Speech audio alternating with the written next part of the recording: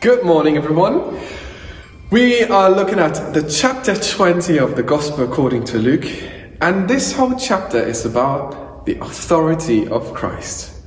What a topic to start the day with. But let's have a look at what happens throughout the whole chapter. So the people approach Jesus asking by what authority he does all the miracles. Jesus realizes that that's the trick question. He said, well, let me ask you a question first, and then I will give you the answer.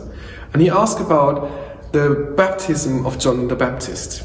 And they realized, that's a trick question too. So we don't want to answer this question. And then Jesus said, neither will I tell you but by what authority I am doing these things.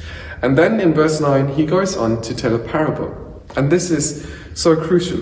It's not clear if it's the same context, the same conversation, or a different day, but it's very obvious that Luke puts this parable here very intentionally, because it's all about the authority of Christ. So Jesus says, a man planted a vineyard, rented it to some farmers, and went away for a long time.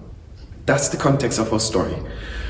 So, and then later on, he sent his workers to the vineyard to get the money and the wine, but they thought, well, let's beat those people up because we don't want to share with the owner of the vineyard.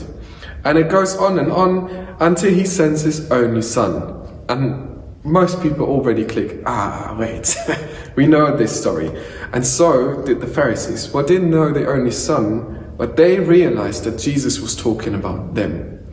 The vineyard in the Bible is most often a picture for Israel. God's vineyard is Israel. And whenever a vineyard is referred to, usually it's Israel. So they understood. And therefore they were very, very angry. And well, it was basically what Jesus was trying to say. And it goes on throughout the whole chapter. It's always about the authority of Christ. So that's his answer to the question, but what authority are you doing these things? And then Jesus said, I am the cornerstone. I am the Son of God. I am the Messiah. And this is mind-blowing. This can either go into the direction that it went with the Pharisees. This is blasphemy. This is utter nonsense. This is a madman and he needs to be crucified. Or he's speaking the truth. And this indeed is the Son of God. And what does it mean for your life if Jesus is the Son of God and is doing all these things by the authority of the Almighty Father?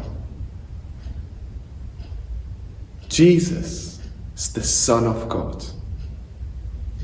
By what authority are you doing these things? I am the cornerstone. Have a lovely, lovely day.